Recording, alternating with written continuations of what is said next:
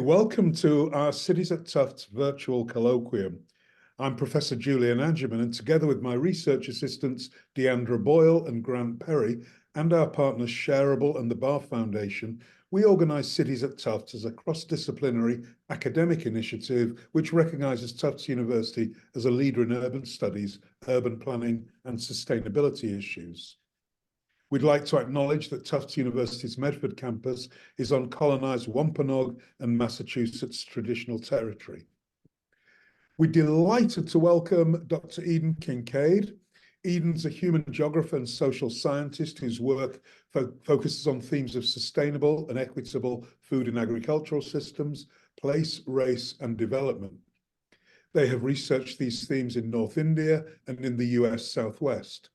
In addition, they publish on topics of feminist, queer and trans geographies, geographic theory, creative geographies, and diversity, equity, and inclusion in academia.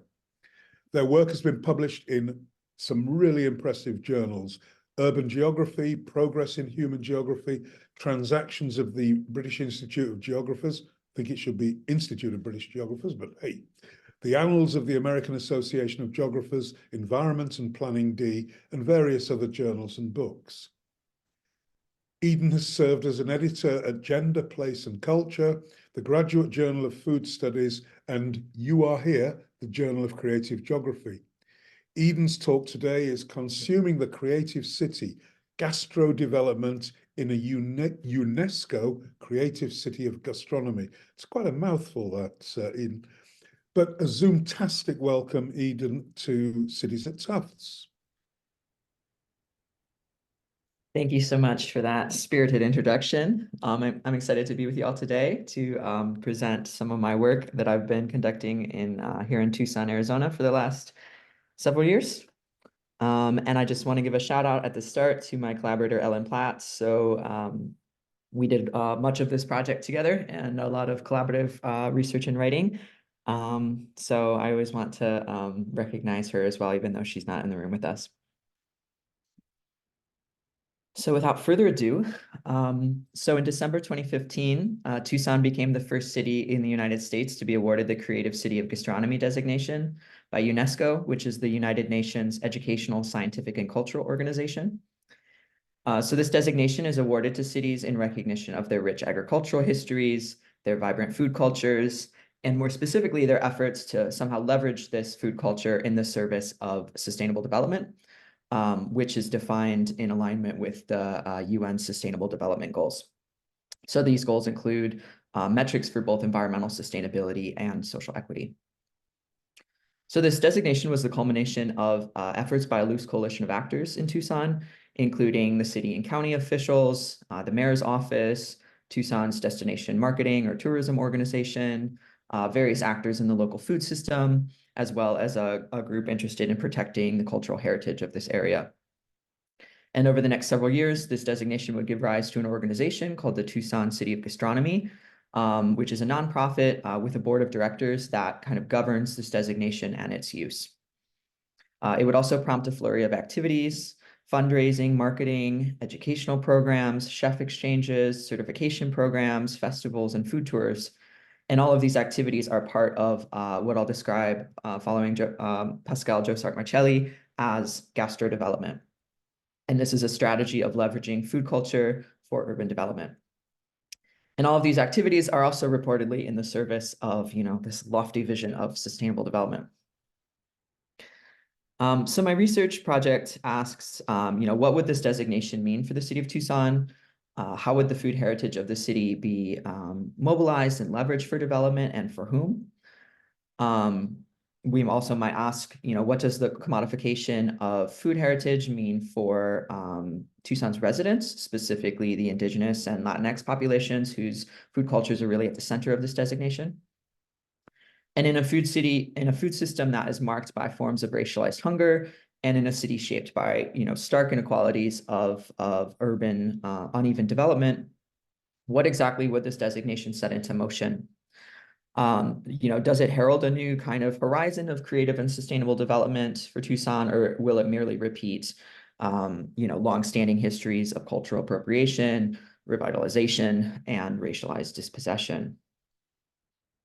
So in this talk, I explore many of these questions that, for me, are really at the heart of gastrodevelopment as a political, cultural, and economic project. And through a case study of Tucson's UNESCO City of Gastronomy designation, I demonstrate how gastrodevelopment produces and relies upon a circuit of what I perceive to be extractive value production. And this kind of circuit of value brings together this UNESCO designation, various environmental imaginaries, meanings of place, circuits of capital, and processes of urban transformation, all in the name, again, of creative and sustainable development. And throughout the talk, I emphasize how this circuit of value production is racialized. In other words, it relies upon and reproduces forms of racial difference that are both symbolic and material. And it partakes in and contributes to cultural appropriation and risks contributing to gentrification and racialized dispossession. So given these dynamics and these risks, I argue that the UNESCO designation and this broader kind of a vision of gastrodevelopment that it's a part of tends to produce Tucson's food heritage as a kind of white cultural and economic possession, which should, of course, trouble us if we're concerned with equity and such matters. So that's just a bit of where we're going. So the connections between food and processes of urban development are increasingly gaining the attention of scholars in geography and in food studies as well. And food culture and more specifically, alternative food systems have a role in driving processes of urban change, in part because they've been seen as these kind of potential sources of symbolic and economic value in cities that are kind of seeking to rebrand themselves as, unique, trendy, appealing destinations to live, visit, and invest in. So geographer Pascal Josart Marcelli recently coined the term gastrodevelopment to refer to these relationships between food culture and processes of urban development. And as a paradigm, gastrodevelopment is premised again on the leveraging of food culture as a resource and strategy of economic development. And as she puts it a bit more critically and more precisely, it's a strategy for urban growth and capital accumulation. So this project relies on gastrotourism, so food or culinary tourism, and the construction of the city as a kind of destination for food culture and the consumption of that culture. It also kind of relies on a larger branding project and trying to brand the city as a creative city.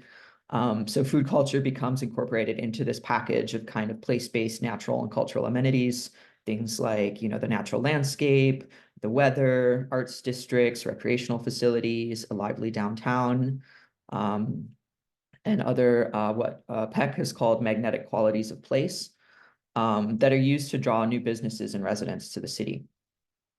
So this vision of gastrodevelopment is very much in keeping with the kind of creative cities model of urban development, in which it's a particular class of people, right? Upwardly mobile, highly educated, typically white consumers that are kind of courted and attracted to the city to promote consumption, mainly, but under the guise of something called urban revitalization, which is gentrification, basically.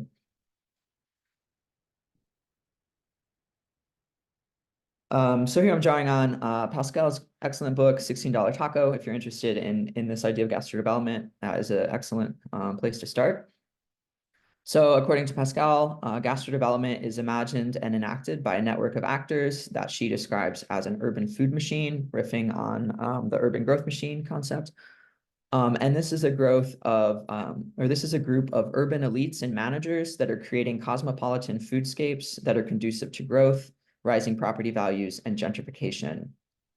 So she describes how local media, government agencies, real estate brokers, community-based organizations, and nonprofits are unexpectedly joining forces in the service of gastrodevelopment, and more broadly in the service of boosterism, urban growth, and the transformation of urban foodscapes. So she's keen to point out that, quote, the ultimate goal of this food machine is not to support the food industry or to feed urban masses, but to promote urban growth and capital accumulation, clearly aligning it with a broader kind of landscape of neoliberal development projects.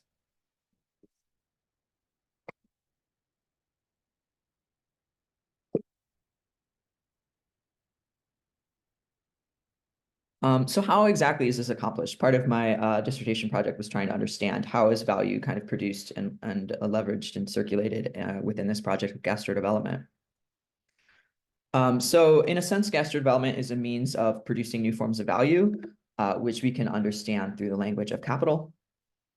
In my recent paper in urban geography, me and Ellen, my collaborator, approach Tucson's food heritage as a form of cultural capital, which is a kind of value that's embedded in the communities and everyday spaces of heritage foods. So cultural capital names a diversity of resources, including things like cultural awareness and knowledge, aesthetics, education, cultural goods and objects. So cultural capital in this instance refers to the kinds of everyday materiality and practice of food heritage held in the hands and the kind of social relations of those who steward and reproduce it. So this designation, the UNESCO designation, works to kind of convert that cultural capital into what's called symbolic capital, which is understood as a kind of a form of socially recognized legitimation or honor that can be more easily transformed into economic capital, which is the kind of capital mainly that drives these projects, these actual projects of transforming the urban landscape. So we call this particular form of symbolic capital gastronomic capital. And those holding gastronomic capital can make use of it for economic purposes. So we draw a lot on Nathan McClintock's work. He describes the process, a very similar process, looking at how symbolic capital, looking at urban agriculture in Portland, Oregon, and how symbolic capital is similarly kind of extracted in this case. So he describes, quote, urban agriculturalists themselves do not cash out on this cultural capital. Rather, rentiers, boosters, and financiers exchange these free gifts of culture for economic capital at different scales. Urban growth coalitions mobilize the symbolic capital to competitively promote a city's reputation as a hotbed of sustainability and livability in hopes of attracting new investments, skilled labor, and green consumers, just as developers exchange it at the neighborhood scale for differential ground rent. So it isn't the producers or it isn't the people that hold cultural capital or create it or reproduce it that are able to kind of cash out on it. It's this kind of step where we kind of abstract and extract and transform that into symbolic capital, which is then leveraged at a kind of different scale with different kind of affordances. So crucially, in our case, the transformation of this cultural capital that is multi-ethnic food heritage into this kind of institutionally recognized gastronomic capital operates in tandem with processes of racialization through which cultural capital becomes extracted and mobilized. So in our case, as I'll describe at length throughout this talk, this process of value transformation is driven by predominantly white actors and elite actors that are kind of extracting cultural meanings largely from non-white spaces and traditions. And the end result is more white food spaces. This is something that Pascal describes also in the case of San Diego.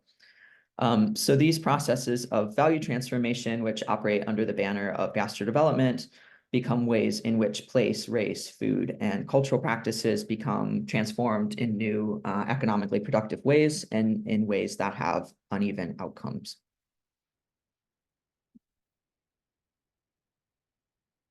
So it's in this sense that the transformation into a creative city is a clearly racialized process. There's plenty of work exploring this. The kind of imaginaries of the urban and the city that animate creative cities discourse and more generally kind of touristic cultural economies, they often draw upon the cultural production of racially minoritized groups and kind of repackage it as a kind of trendy, exoticized cultural amenity for consumption by outsiders who tend to be elite and often white. So while predominantly white and elite audiences consume this kind of commodified product of place, the actual landscapes and spaces from which these symbolic resources are extracted, reimagined, and leveraged, spaces which are often coded as non-white, are policed, revitalized, gentrified, and in the case of Tucson, literally bulldozed, razed.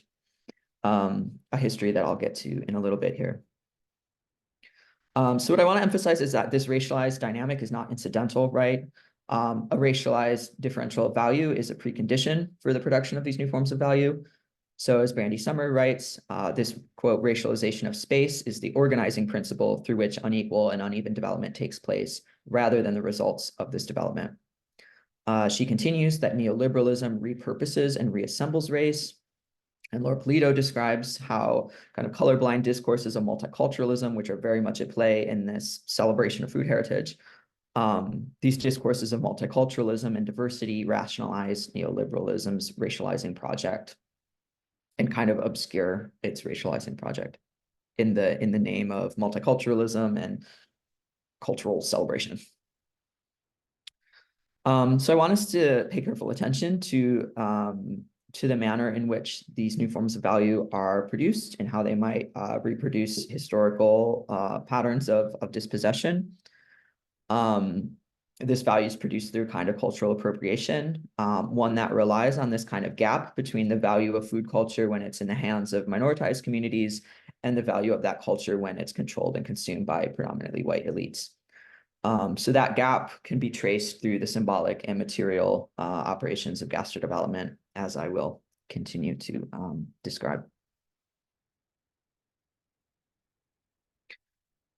So my project then is motivated by these questions, among some others. How does this urban food machine commodify landscape, food heritage, and place?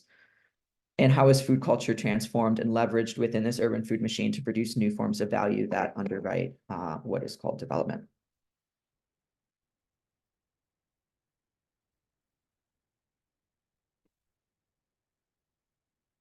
So again, this is based here in Tucson, Arizona, where I currently live.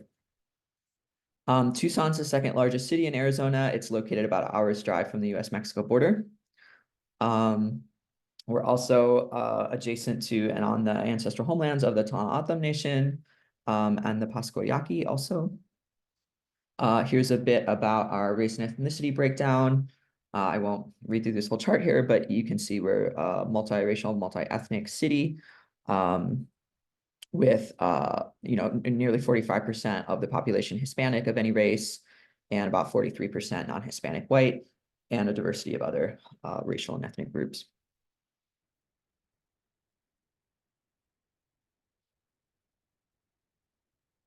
So tourism and food culture have long been a part of Tucson's economy and its sense of place. It's very much a service-based economy, drawing a lot on tourism. And this orientation was only solidified by the 2015 UNESCO designation. Through this designation, Tucson has been recognized for its indigenous desert foods, many of which are shown here on this slide and are foods of the Tohono O'odham. Also, it's Mexican and other Latin American food, the influence of Spanish and American colonialism on food traditions, as well as foods from a diversity of refugee groups, as we are a resettlement destination. So there's a lot of different kind of cultural influences here. At the same time that Tucson is celebrated for its culinary diversity, forms of racialized and class inequality shape its food system quite strongly, with Hispanic, indigenous, and non-white populations facing pronounced food insecurity. So in 2020, 10% of non-Hispanic white households in Pima County were food insecure, compared to 18% of Hispanic households, so almost double. And we know that rates of food security among indigenous households nationwide are estimated to be nearly 24%. And COVID-19's impacts on the local food system only exacerbated these disparities and led to disproportional gains of insecurity among non-white and Hispanic groups.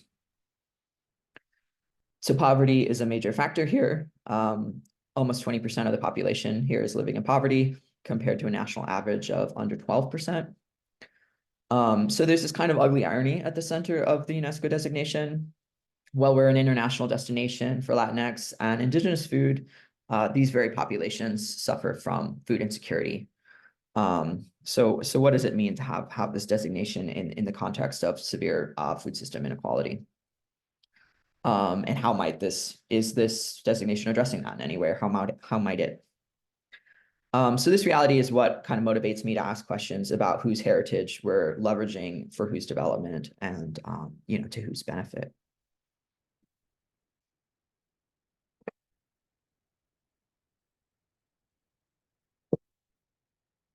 So in terms of methodology, I'm a qualitative researcher.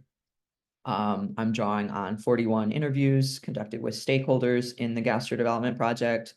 This largely focuses on the board of the Tucson City of Gastronomy. So that was kind of my main focus.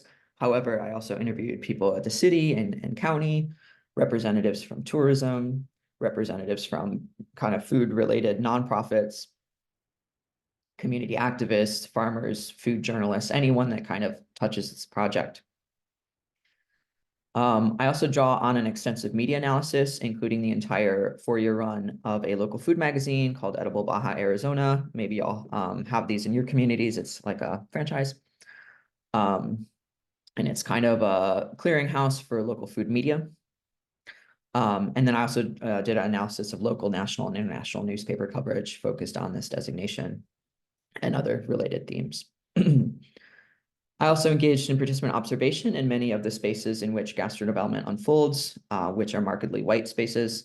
And I focus on Tucson's white food spaces and this kind of dominant agenda in an effort to study up, to examine the inner workings of institutions and elites, and also to focus on the agents and subjects of racialization, not the objects, following Julie Guthman's intervention there.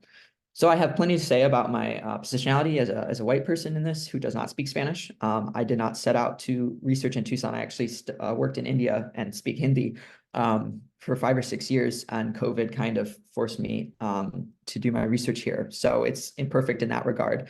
And I have plenty of thoughts about my positionality and how that kind of factors into this work. If you're interested, you could ask me in the Q&A.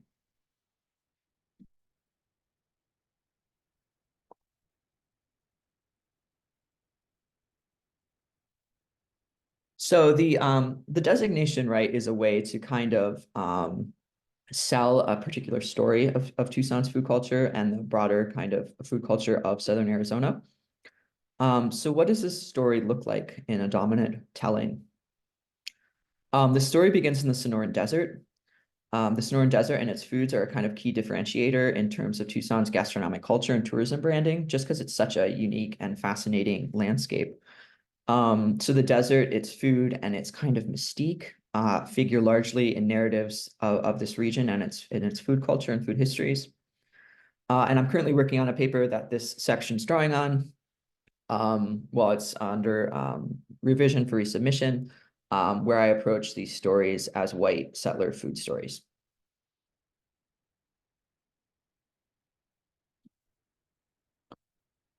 So here's a couple excerpts that I think represent broader repeating kind of themes in these stories.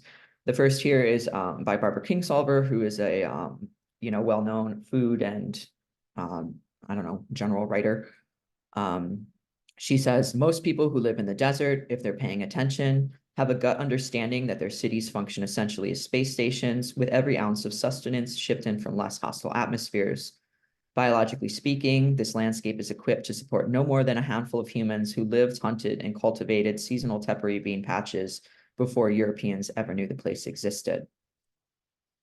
And then we have another person who's a artisan of local food artisan saying, there were always rules where I came from. Out here, the Wild West, the way Arizona is, you never know what's next, and so you don't know what the limitations are. So these little blurbs kind of encapsulate some of the tropes that run throughout characterizations of this region.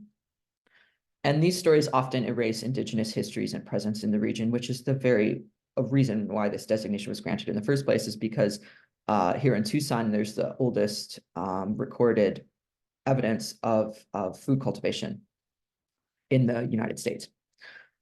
Yet somehow we managed to find a way to erase these histories in the telling of these stories. So for example, chefs express surprise that anything can even grow here, and food writers compare life in the desert to a space station in a hostile terrain that's not meant to support life. Others working within the local food system compare Arizona to the Wild West and this kind of untamed terrain where anything goes. So the desert is described as both inhospitable and devoid of life, yet simultaneously as a space of daring and discovery. And this runs through all kinds of advertising and storytelling around the local food system. And these descriptions often make use of frontier metaphors and sensibilities as they describe predominantly white artisans' attempts to wrestle food and wrestle taste from this radically other and inhospitable environment. And these narratives drive their appeal by reproducing a frontier mythology that portrays, as McClintock describes, portrays the boundaries of racialized space as a frontier and the white people who cross these lines as pioneers.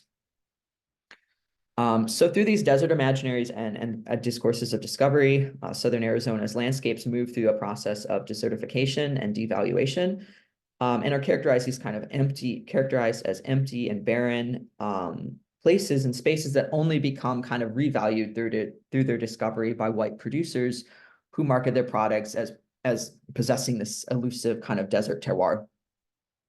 And there's all these there's all these subtexts of this kind of white masculinity that run throughout these discussions. White food producers and writers audaciously position their experiments in processing indigenous foods, things like prickly pear and mesquite, as the start of a trend that no one had been doing or that no one had been doing properly, despite the whole indigenous histories of these foods. So this discovery of the desert and its foods feeds into narratives of the uniqueness of this region, that then becomes mobilized as part of this kind of gastronomic brand. The value of this landscape, however, seems to hinge on reimagining it as a white space that is discovered and made to bloom by these kind of courageous, inventive white entrepreneurs and artisans. And so this racialization of space is part of the symbolic processes of value production that attend gastrodevelopment.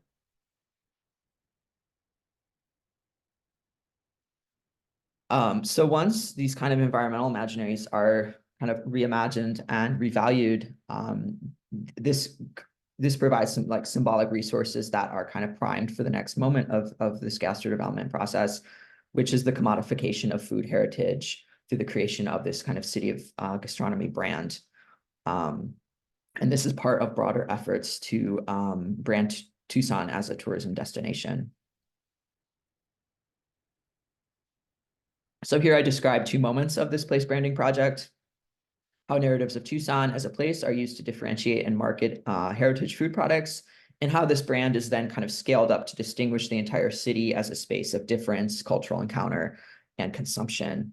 And throughout, I emphasize the racialized tensions shaping this project of selling place.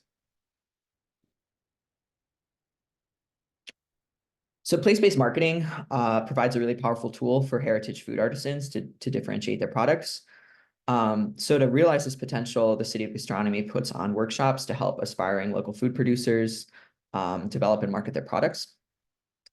And they can also gain this Tucson City of Gastronomy designation for if they follow certain kind of social and environmental criteria in producing their products. So in one such workshop, a representative from the City of Gastronomy, along with a number of panelists who are artisans under this program, they were sharing how heritage could be leveraged to market their products. So a representative from the City of Gastronomy explained, quote, "The use of heritage ingredients allows you to tell an interesting story about your food product, so that's important for marketing purposes." And further emphasized, quote, "Using heritage ingredients is a way to differentiate your product from lots of other products." So selling these kind of stories, these stories of place, was seen as helpful, if not necessary, for reaching target niche audiences, including millennials. So as one local artisan noted, millennials, quote, "will pay more money, pay a higher price for the story. So make a story and let your buyers know that story." They're on to us.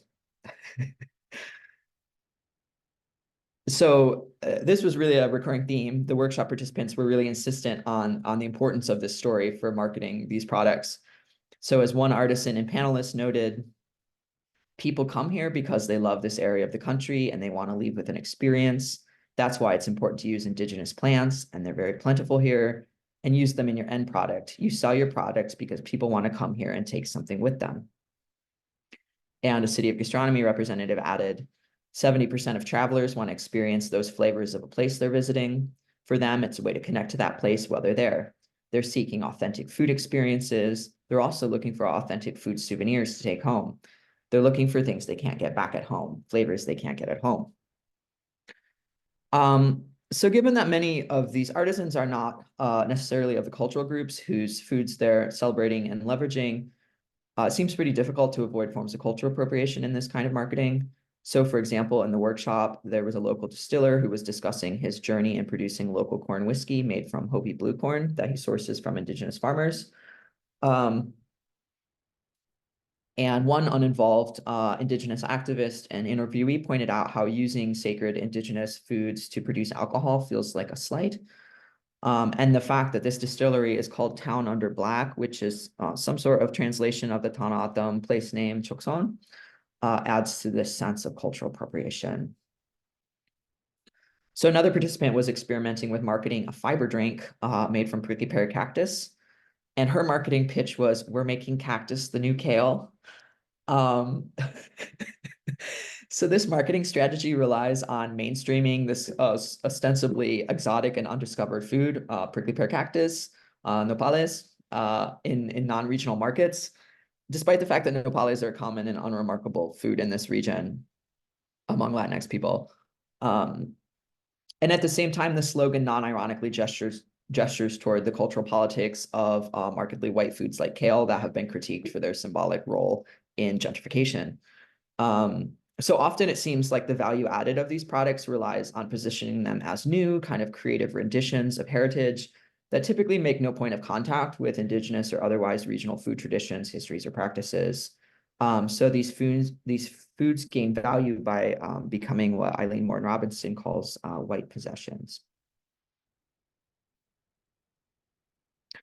So this leveraging of the City of Gastronomy brand does not only happen on these food labels and in these marketing pitches, it's used on a much broader scale by the local government and tourism sectors to brand the city as a whole. As one local official recounted, that's one of the things we latched on too early and we're selling is our heritage, food and culture, because it's so unique to our market, it can't be replicated in other places. So even before the designation was granted in 2015, leveraging Tucson's food culture for food tourism was certainly on the agenda of the tourism sector. So one tourism representative described a branding exercise through which food emerged as a key asset. When we were doing focus groups and people say, yeah, I mean, Tucson, you're cowboys. Absolutely. But yeah, also Santa Fe has cowboys and Texas and in parts of New Mexico. And okay, so we don't own the cowboy space.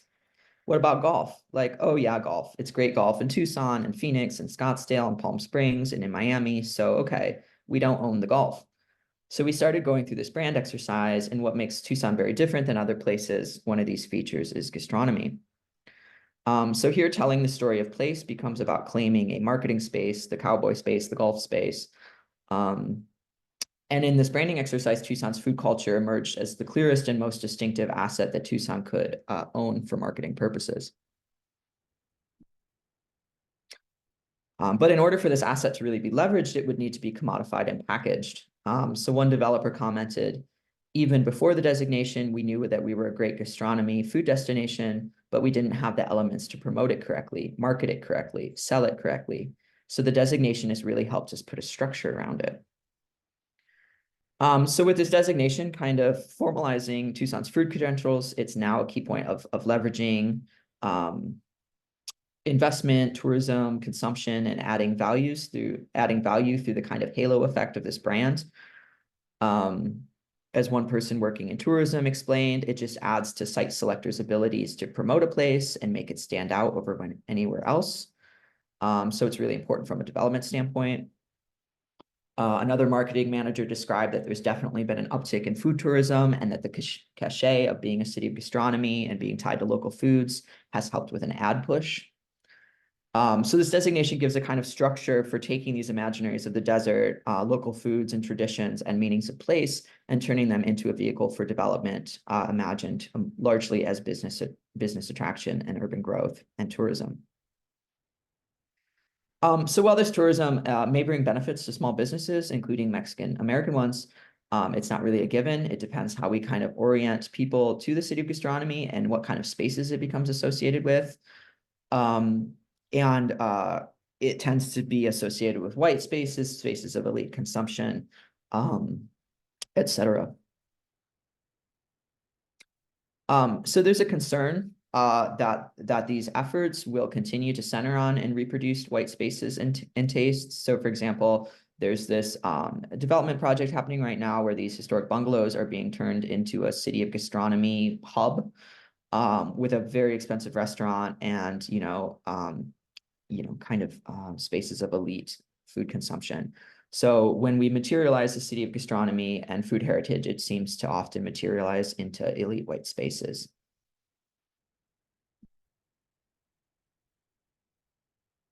So this problem isn't new, right, within urban development or within, critical conversations about local food systems.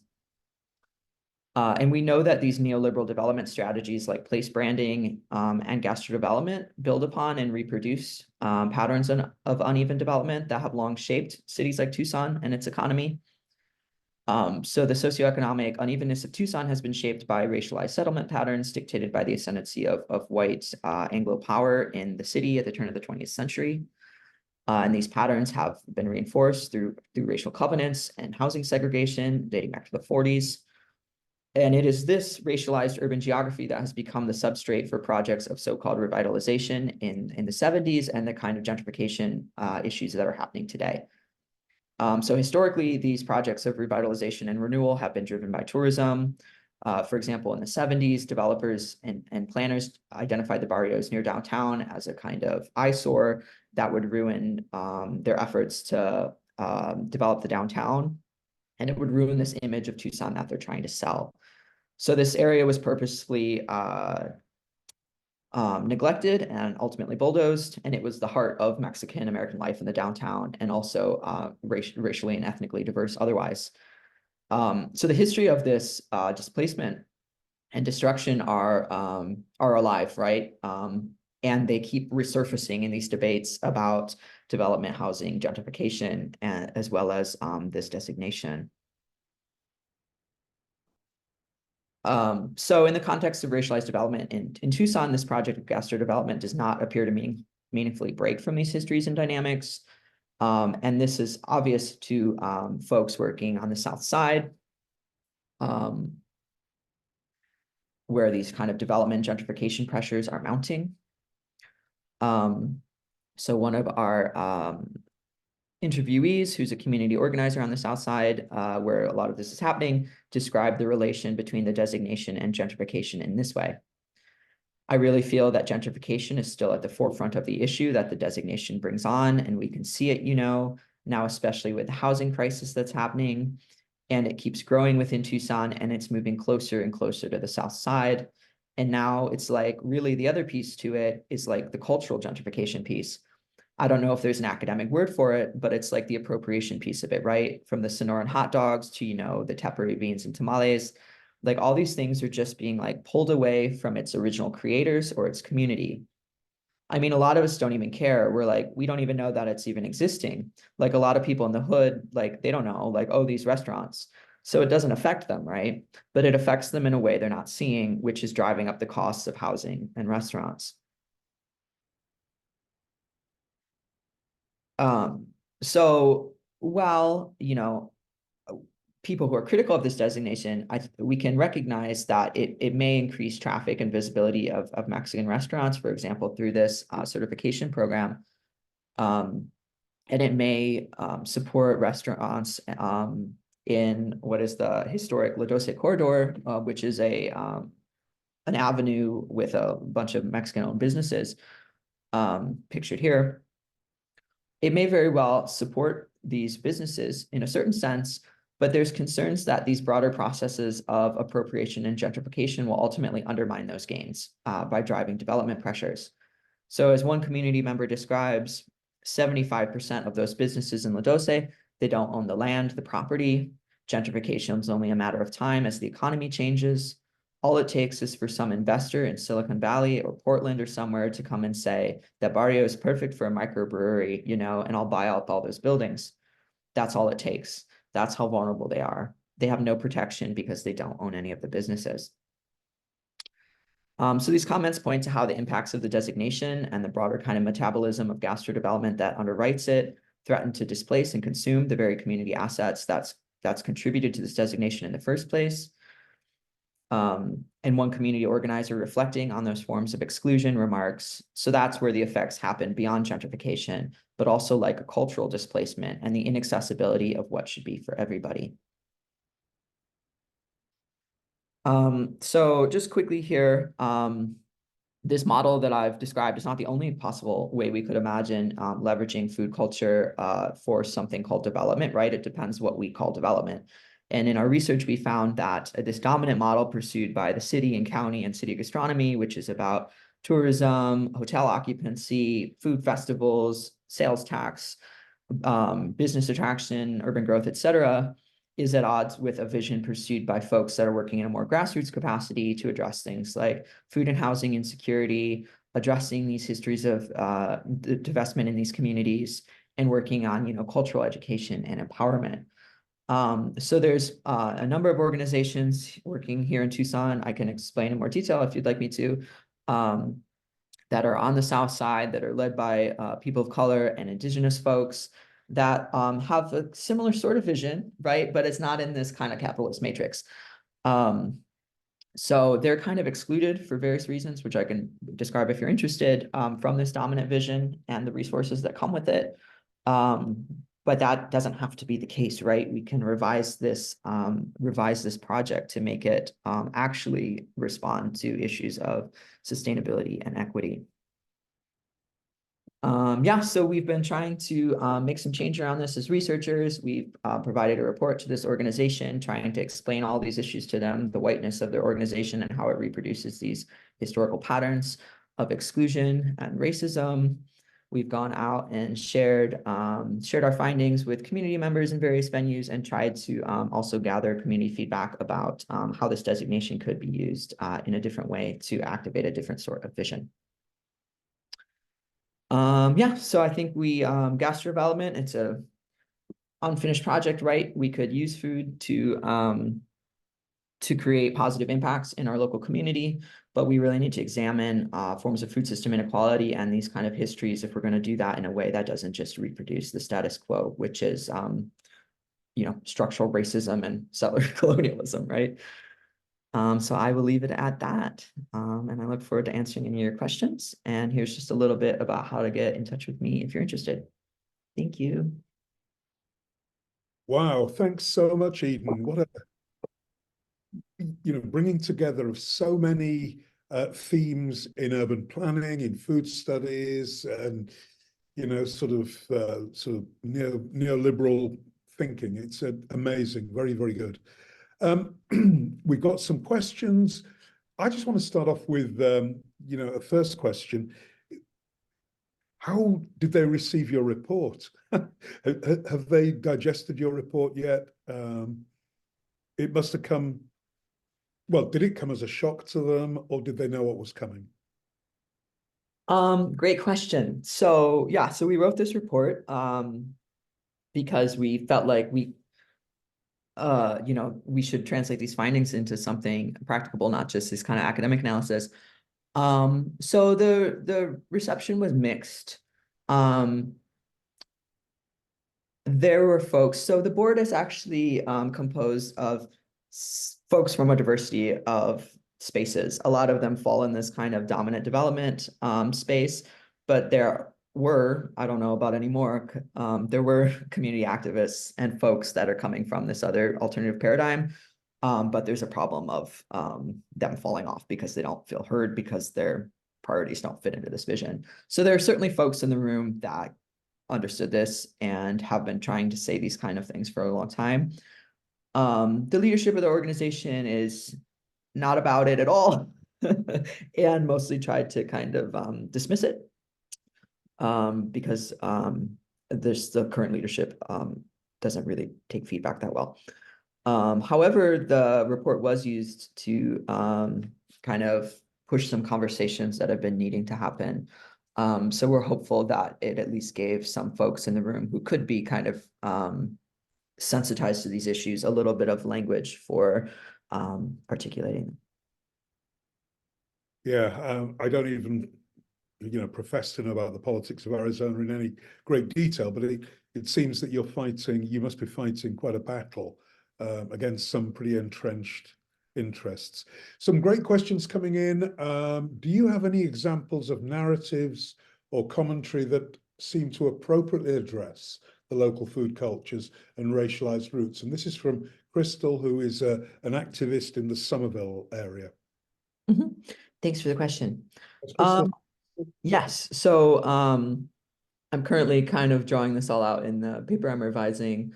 What are the kind of counter narratives, or like where do we find stories that don't reproduce these issues?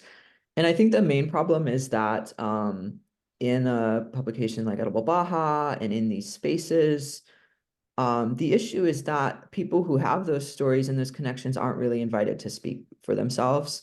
And that's a lot of the issue also with indigenous kind of inclusion, or whatever you want to call it in this. Um, it's often people who are not indigenous who are creating representations of indigenous food cultures. So one indigenous activist that we talked to, her point was call us up, like let us tell our story.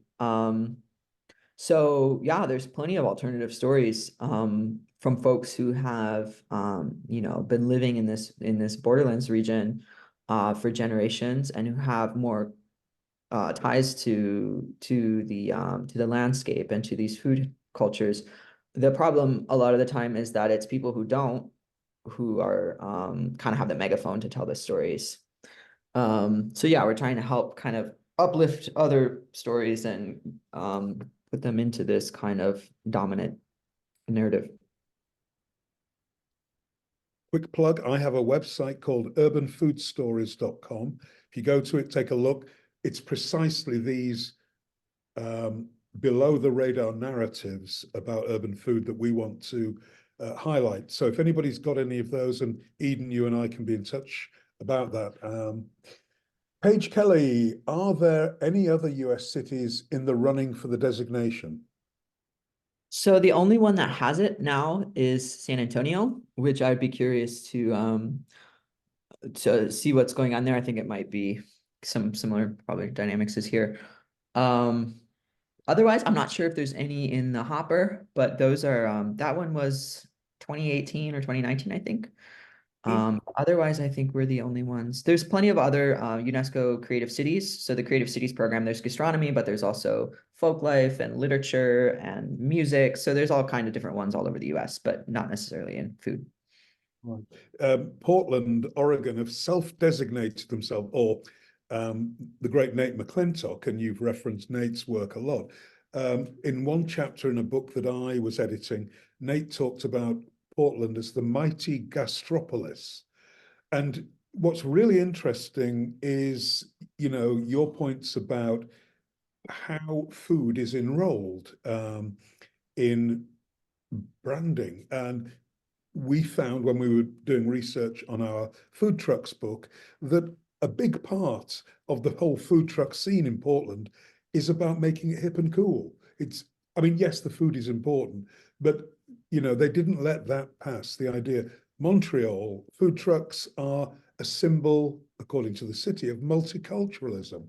So it is interesting how cities respond to their food cultures, and designations, official designations is one thing, but the cities are doing it for themselves, aren't they, in many ways? So we've got San Antonio that is definitely doing it. Let's take another question. Christina Diamant, your points on how culinary communities can be disrupted and dislocated really resonated with me. How do you address the line between culinary innovation and gentrification? What I have in mind specifically, as an example, is Tribe's dark chocolate hummus. Christina, you might need to explain this a little bit. Are you around, Christina? I think I did see that somewhere. Um, Yeah, so I think, well, just to circle back to Julian's point, at the same time that there's this rise in food trucks being trendy and the hip thing at the brewery and stuff, right, like, and like food vendors are criminalized, in other spaces, right? So there's a very, again, racialized, manner of governing, food sales. And we also here in Tucson have, they're enforcing this law where you can't hand out food to anyone because they're trying to like clear parks of unhoused encampments. And so we have a big struggle happening there now with some of the mutual aid groups trying to get this off the books because why is it criminal to share food? Um, to Christina's point, yeah, this is tricky, right? Because the whole premise, I think you're kind of in trouble when you're starting from the premise of leveraging food culture. Like it already sounds kind of slimy, to be honest. Um, but looking at these alternative projects in Tucson, I mean, ultimately they're doing very similar things, right? They're using food to bring people together and to kind of build community wealth and to kind of empower people. Um, so again, I think it's an issue of like give the resources there. Like those are the projects they know the struggles. They're grounded in these communities that are most impacted and the communities that this designation is based on. So they should have the resources to be doing the work that they're already doing, right? They're vastly under-resourced. Um, so I think if you just give the resources to the people who are doing the work, like you solve a lot of these problems. But there's a lot of kind of catches there in terms of people, white food organizations. We know that there's all these traits of white food organizations, right? And they struggle to actually give power to others and kind of engage in these paternalistic, privileged kind of um, ways that they orient themselves to this work. Micah Fiedler says, can you speak more about where and how money flows in this current system? Are there any benefits running to existing Tucsonian food producers and groups? Is there any conversation around diverting tourism money to help existing institutions? Yeah, so this designation does not come with money per se. So it's like the value that's produced is kind of through this kind of cultural cachet, right? And leveraging that in various ways. However, the city of gastronomy does apply for grants and they get grant funding and funding like from the county. For example, they got I think $500,000 of ARPA funds for economic, revitalization or whatever after COVID's impacts. Um, at a time when we're seeing these huge spikes that people are studying and recording these spikes in household food insecurity and evictions and all of this. And that money went to this big festival that we now have called Pueblos del Maíz, which is celebrating maize. So it's like this vast amount of resources, right, is being put into a block party, which like there are vendors there that have an opportunity to vend and whatnot. Um, but yeah, it's a question of like who is benefiting, right? Um, so what we've basically said is like the city gastronomy should be a kind of megaphone, right? They have this brand, they need to leverage that brand to get resources and then give those resources to um these community groups, right? Um, so I've tried to offer I'm a grant writer, so I'm like, let me write grants for you, like we can figure this out. But yeah, they're not interested, I guess. Um, so yeah, I don't know if that answered the question adequately. Okay, and that's very appropriate because Magnus has asked, do you have any information about the Pueblos del Maíz program? Do you want to just say a quick word about that? Yeah, so it's been going on, is this the third year already? I think this is the second or third year. So yeah, it's a big festival. I think it actually involves other cities across the border and maybe in Texas. I'm not sure what it looks like this year. I have not been tuned in at all. But yeah, it's a big kind of block party with some education and cultural stuff and food tastings and things like that. Um, yeah, so it's become one of our like another one of our food tour uh events that's supposed to bring in tourism. that's why it's being funded by the city and the county, is because it brings in tourism. Well, Eden, thank you so much. We're running out of time. Folks, the podcast of this and the video will be available fairly shortly from Shareable. Can we give a great round of applause for Eden's fantastic talk? Our next colloquium, our last one for this semester, will be a joint event with Boston Urban Salon, and it will be live here at Tufts on May the 1st at 5 p.m. And it will be broadcast as well through Zoom. And we're having Professor Esther Charlesworth from RMIT, that's the Royal Melbourne Institute of Technology in Australia, and she's going to be talking about Architects Without Frontiers, a journey from divided cities to zones of fragility. Thanks for your support, everybody. And again, Eden, thank you for a wonderful presentation. Thanks, y'all. Get in touch if you want. Thank you.